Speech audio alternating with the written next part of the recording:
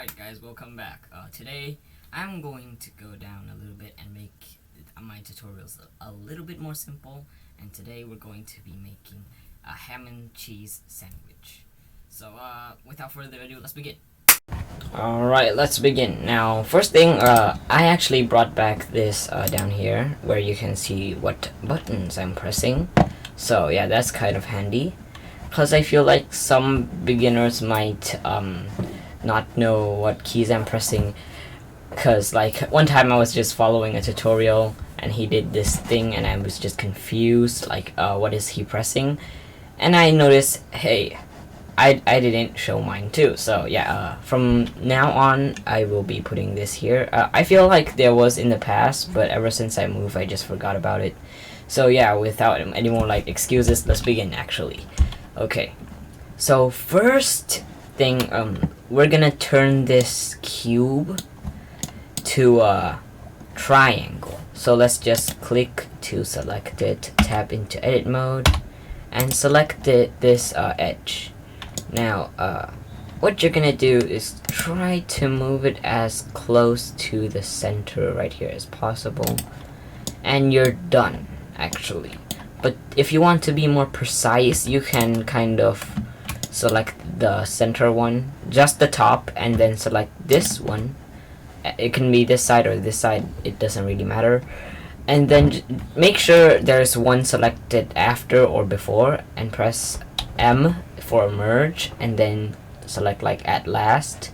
If this one was selected last, then you do at last. If this was selected first, then you do at first. A simple way to look at this is just which one is brighter. So as you can see, this one is, when you selected the vertices, it's white, but now when you click hold shift and click this one, you can see that this would just turn orange and this one will be white. It's basically just showing which one was selected the last, and also which one is the active one selected when you select multiple.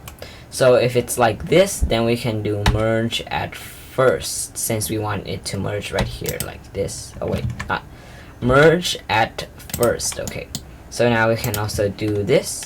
Now as you can see, I selected this one last, so merge at last. Okay, so now you can scale it down and then move it up, and there we go, we got the top part of the bread. Now we can duplicate this and move it down and scale it down even more.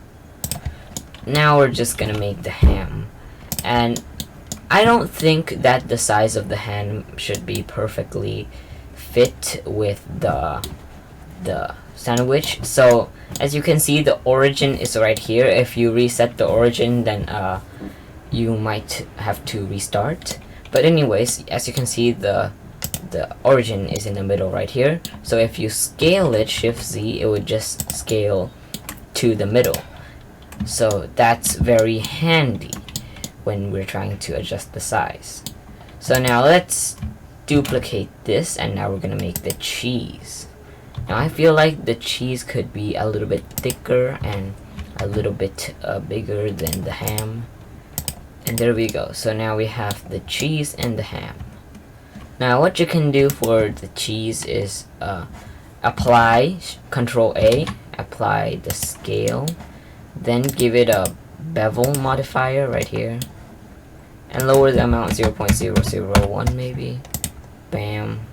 Maybe 0.005. Bam. Okay. And it's looking pretty good. Okay. You can also add it for the ham, but I don't feel like it makes that much of a difference. So yeah.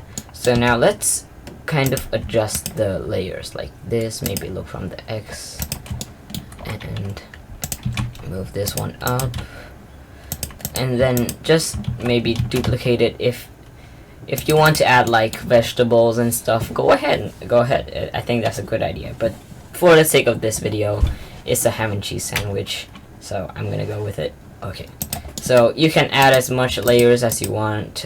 You can make it like a bunch of hams and stuff, but I'm just gonna go with the about this much and duplicate the top to put at the bottom like this, and voila, we got a ham and cheese sandwich model now. So now let's add a color. So go to material preview right here. It's gonna be up here on the top right. Click right here, and then you're gonna go right here, material properties, click right here, and then maybe select the top, and then maybe adjust this to the bread color. Now if you know how to do like shading nodes and stuff, you can try to make like a bread texture with procedural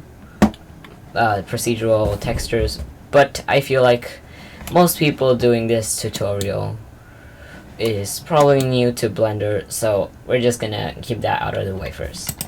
So one thing for some people, if you want to have the edge kind of brown, what you can do is select both of them like this. Just select the parts that you want it to be brown in edit mode, so tab, and then just select the edge that you want it to be brown, and then click on this plus right here, and then new, and then change it to the brown you want, and then assign it, and bam, you got a slightly browned edge. You can also bevel it if you want, but maybe apply the scale before doing that. So there we go, bevel. So also let's do for this one as well.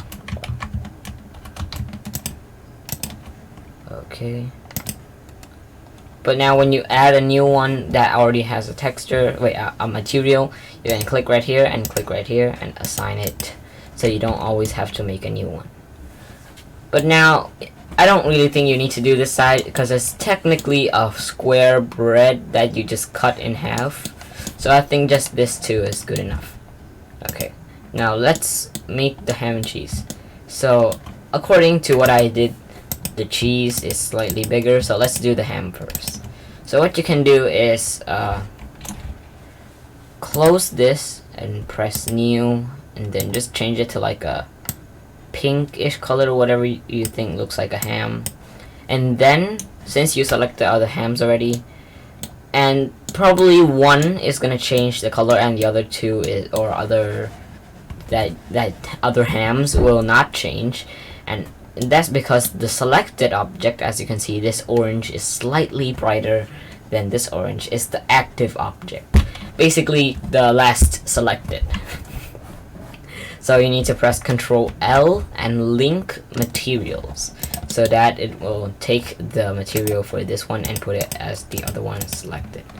And also let's do the cheese, so just add a new one, make it yellow, Ctrl L, link materials. And there we go, you got a ham and cheese sandwich. So now all we have to do is maybe select the middle one as the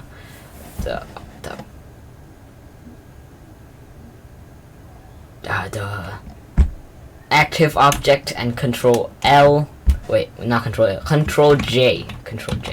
Then you can rotate it 90 degrees the other way, so rotate it 180 degrees, there we go. And then move it up.